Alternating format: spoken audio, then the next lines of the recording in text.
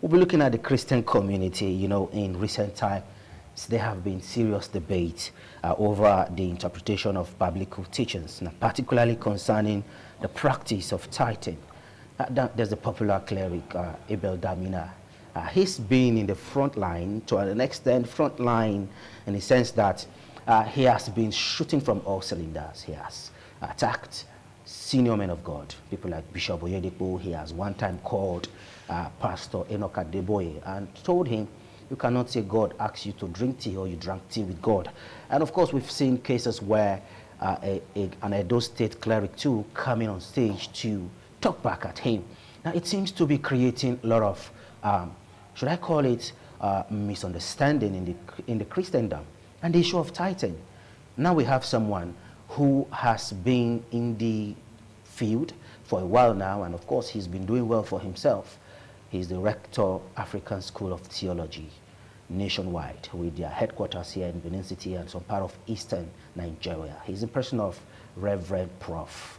Uchechukwu Pascal Ikenyebe. Did I get Ikenyebe very well? That's right. Thank you. Good to have you on the show. Thank you very much. Viewers, good morning. All right, walk us through now. Just provide a brief overview as far as the traditional teachings is concerned on tithing and, of course, other issues. Okay. Thank you very much, Daniel Praise.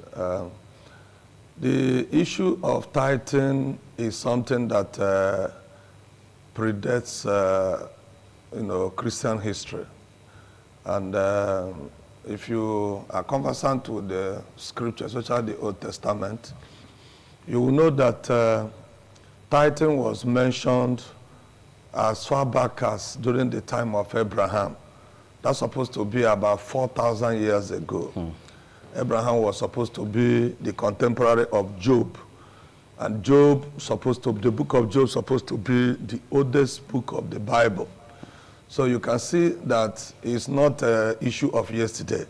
It didn't start with any of us. It predates even the law, because Abraham lived several years. Abraham lived more than 500 years before the law.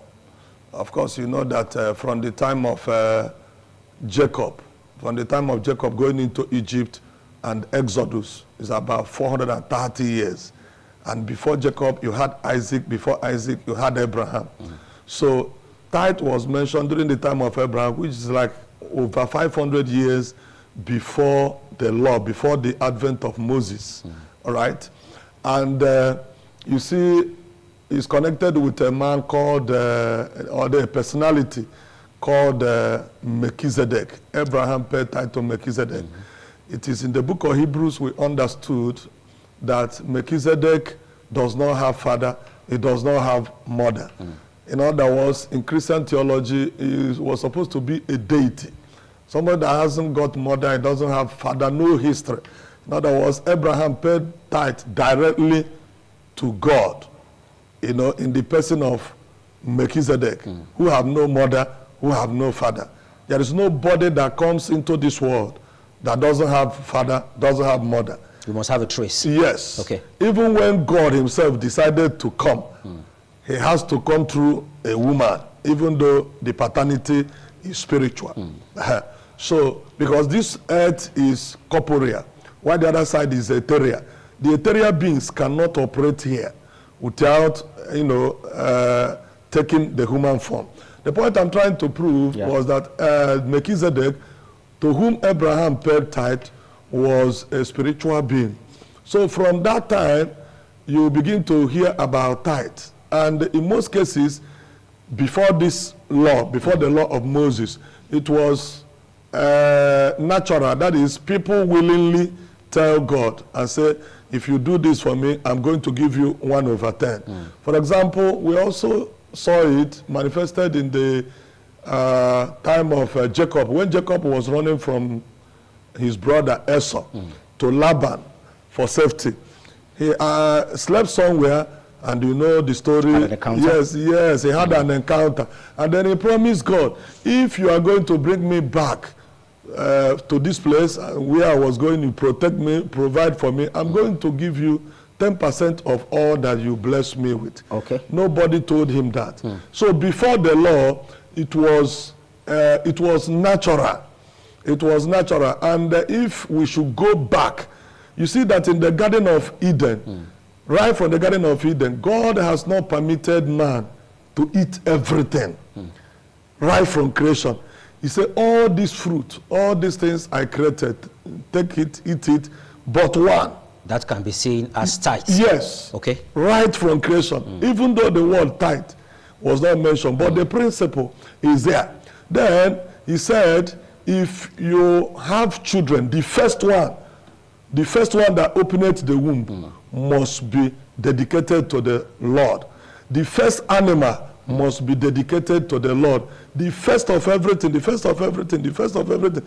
You know, I can go on and on. So I know you've given us a good background. This was now before the law. Before the law. Before Moses incorporated it into the law. Okay. So if things that were practiced before the law, it was not law that legislated it. So law cannot abrogate it. So now let's look at the man Abel Damila. Are we not going to say that his teachings, should we take it from the new generational Christianity point of view? What says you? It is very difficult for me to come here and attack a man. And that is one of the problems I have with the name you mentioned. Because there is a way you can discuss issues without attacking personalities. Okay. Some of the things that generate issues or make people like to go into controversy with him is the way he mentioned we can make it an issue-based discussion. Okay. So the modern teaching that the man is propagating is very, very, very, very, very strange. Because if you read church history, we have never had it this way.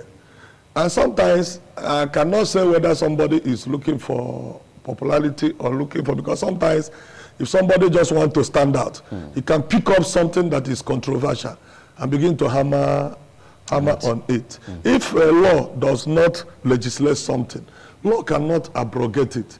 When they were going into, like I'm going back a little bit, into the land, he said the first city that you will conquer, nobody should touch anything there.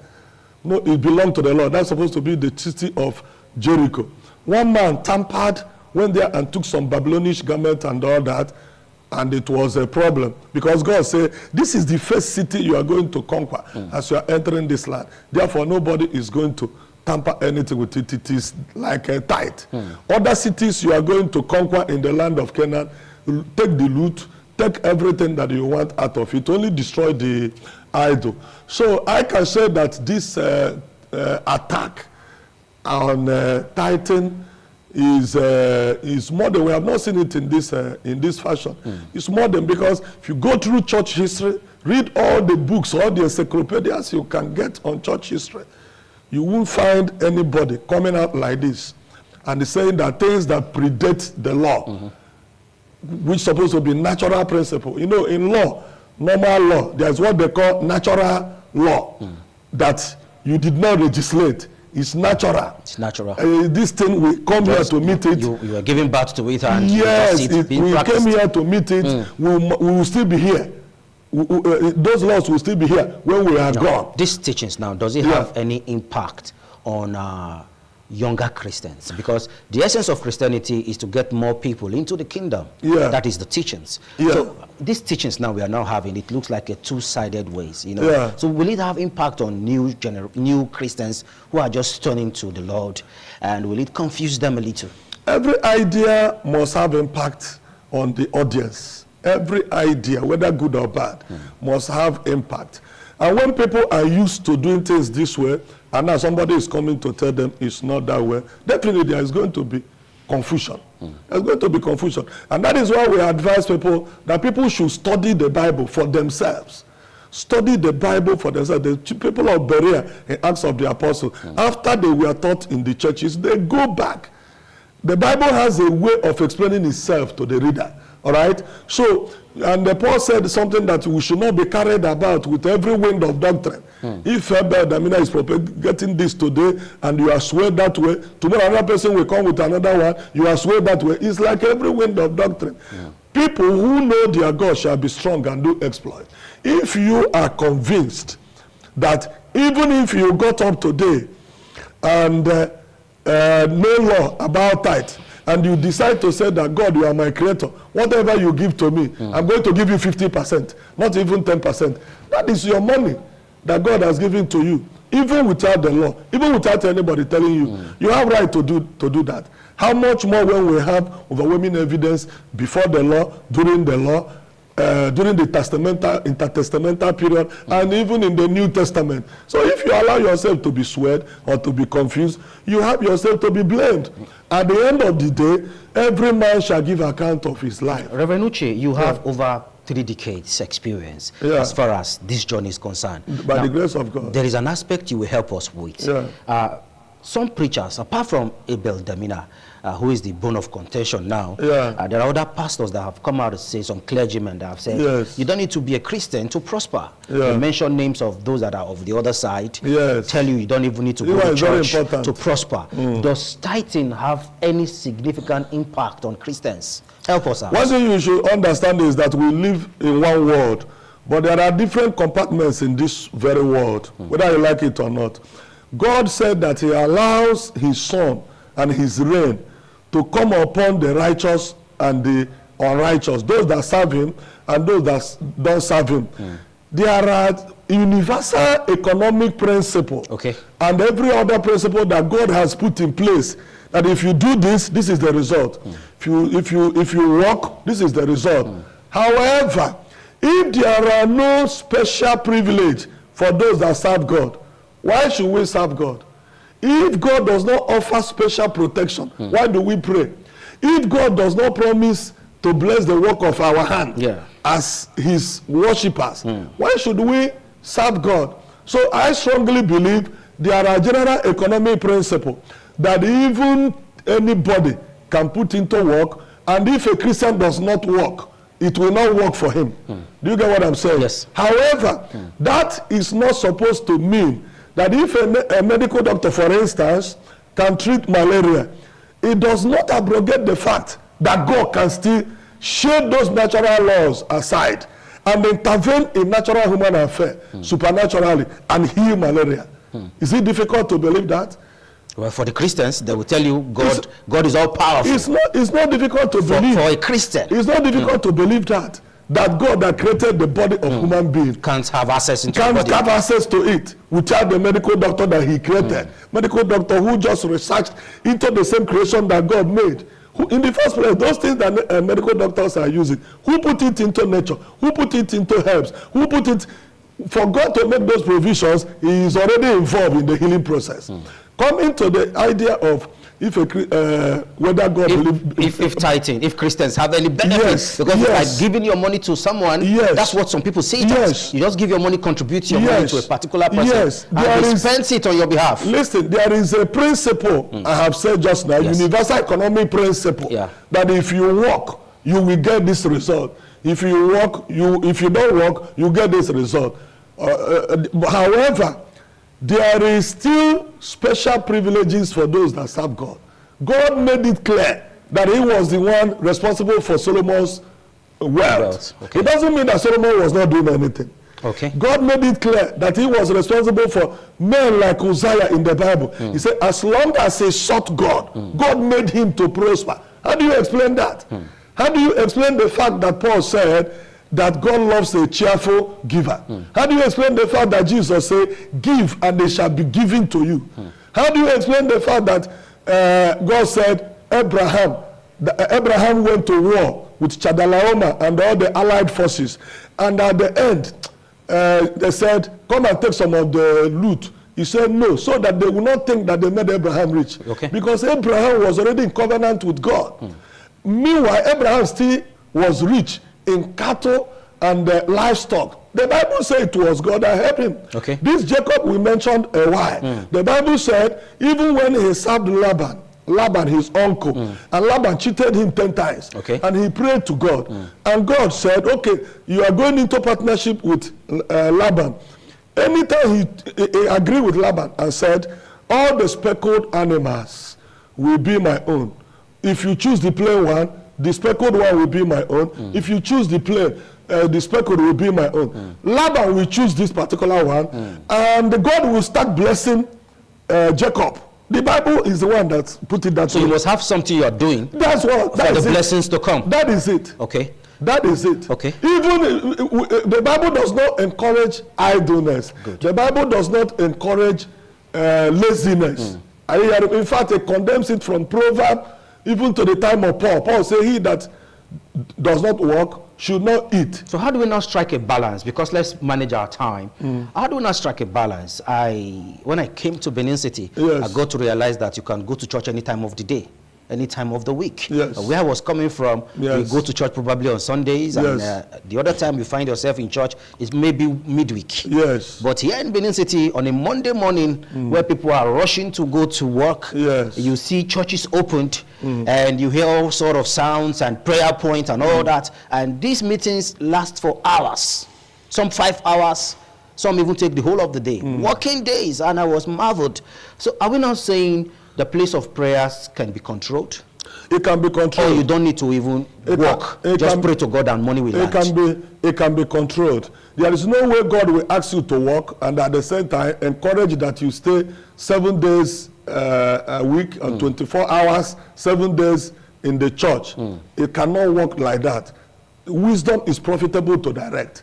This one goes to the ministers. If you put programs in the morning, in the afternoon, in the evening, for 7 days, bankers will not work. Those that are controlling light will not go. If they are your church members, health workers will not go because they must obey the pastor.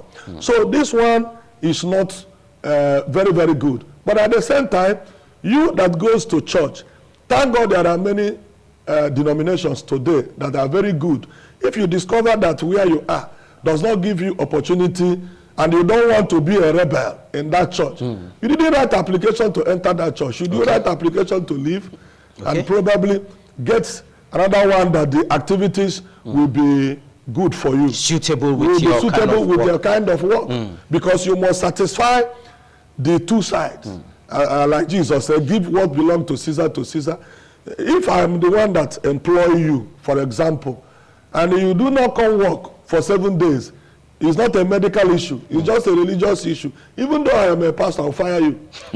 Where will I get money to pay you at the end of the day? But hear some clergymen tell their members, you don't want to serve God, you don't want God to bless you, you need to come to church for the blessings to flow. That is the major problem. I am not sure those clergymen are telling them to be in the church every day of every hour, every day, for 7 days, for 30 days. I'm not sure that's what they are saying.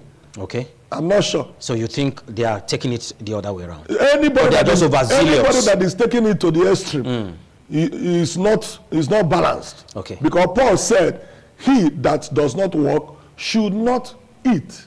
Now let's talk about sound doctrine, which is your major area of operation. As someone that have been in the field for over 30 years, and you are a theologian, a sound one at that. What is the place of training as far as ministry work is concerned? Most of the confusion you have today is as a result of lack of formal theological training. Lack of, underline the word formal theological training. Most of these ministers, if you really go very close to them, you discover that they started praying for people. Before you know it, a lot of crowd gather. And by the time the crowd gather, and you have up to 200, 500 persons under you, they will now, like a big man like me, I can't go and start Diploma 1 in theology. So what does he look for? It's a waste of time. He will now look for like a school that will give him honorary, so that at least he can answer Reverend Doctor.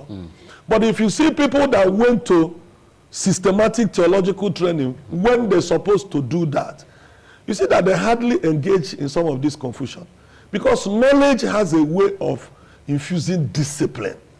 Are you hearing me?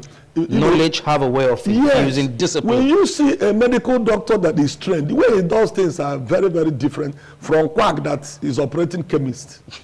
You get what I'm saying? Okay. The same thing with a lawyer. So we have quacks. We have quacks in the ministry. If you engage a lawyer that is not called to the do we bar, have quacks in the ministry? What are you talking about? Quacks are all over the place. Okay. By their fruit you shall know them. Okay. But that is not my assignment this morning. Definitely. Everybody shall give account of what his own. But the fact that Jesus called out people and said, follow me, and I will make you. Okay. At the calling, you are not made.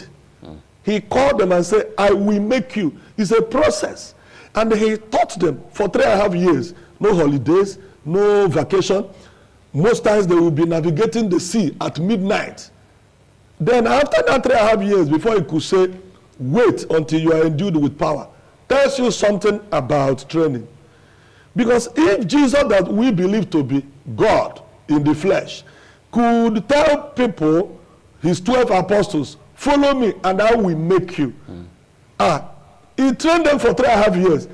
I don't even want him to train me for 3.5 years. Let me just be with him for 24 hours, physically.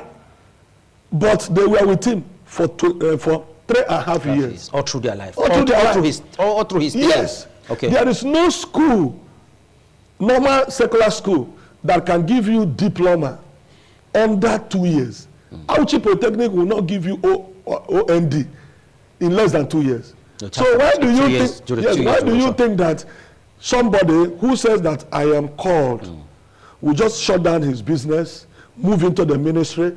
Power is different, anointing is different, wisdom is different. I was actually going there. Yes. Because there are people who are naturally gifted with these spiritual powers. I want to let you know, some of them were born with it. People like these popular musicians, you know their names, that we have today. In the secular in the secular. Okay. A lot of them will tell you, even in the religious field, a lot of them will tell you that they started singing in their mother's belly. Okay. Did they not also go to school to improve their we have skills? Pastors that were preaching from their mother's belly? That's what I'm saying. Even if you are giving signs. Even if you are preaching from your mother's belly, is it wrong that Samuel still need to be trained by Eli? Okay. Is it wrong? Even he was a special child. So nature must be helped by training. Jesus, that was God, at 12 years you saw him in the temple. Okay. Discussing with those that were already there, asking them questions, they were answering. What do you think is that? So what's your advice now, quickly, before we let you go? I'm really liking this conversation line. Yes. However, we have those who just felt, well, economy is not favoring me. I'm a graduate. I have everything it takes to get employment, but it's not coming. Let me try the ministry. We have people like that. We've heard some even come out openly to say, well, the economy was bad. I just felt going to the church to become a pastor is a way out. How do we not strike a balance? Because if you tell all of them to close up, we'll have so many churches running out of business. I don't think we already have enough churches. We already don't have enough churches. Okay. If the number of hotels and beer parlors and where they smoke all these things are still more in number than the churches, you can see that we need more churches. So even those that were not called, how do we Okay. I'm coming there. Okay. I'm coming there. Okay. The Bible said that no man taketh this honor unto himself. Okay. Except those who are called, as Aaron was called. There are so many things you can do in the church without engaging in fivefold ministry. Okay. And you will still be serving God. Okay. It doesn't mean you must be the pastor. So I don't need to be a pastor. There are so many things. There are 9 gifts of the Holy Spirit or more that you can do. And God will still understand that you are working for Him. Still look like I'm doing ministry. So you don't need to call God the way we used to say it. If He did not call you, some call God. So for those that called God now, they are the bone of contention now in this context. Yes. So those that called God, they should end the call. They should end the call. Go back to secular business. Or they will put themselves under the ones that are called.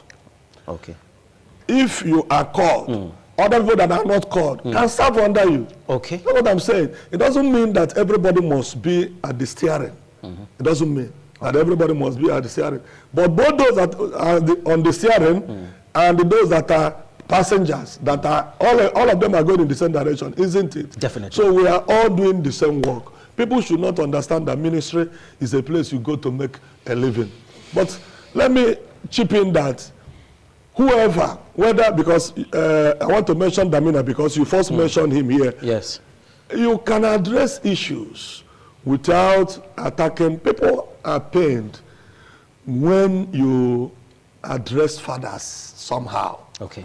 The Bible has it that even when fathers are going the wrong way, there are ways to correct fathers. Cover their shame. There are ways to correct fathers. Do you get what I'm saying? Okay. All through the Bible, nobody has ever been called and say your duty is to find fault with what other preachers are preaching. Nobody like that.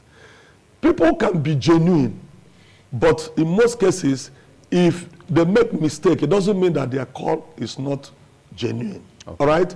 Then the other way, understand also when somebody said, for example, you mentioned it here earlier on, I drank tea with God. It's a subjective experience. Okay. You don't stay in your own direction and say, you didn't drink tea with God. Were you there? I'm just like issue like that. Even court does not consider subjective experience. If I have case with you and we are in the court, I don't have facts. And I said, I was in a dream and I saw you using matches to cheat me. Court will not admit it as evidence because nobody, you cannot confirm it. It's a subjective experience. So it's not, you can't put it on the table to discuss it. So why are we discussing opinions, things when people say God told me this or I drank tea with God. You say I didn't drink tea with God. Were you there with me? Okay, Reverend Provoche, it's been a lovely time with you.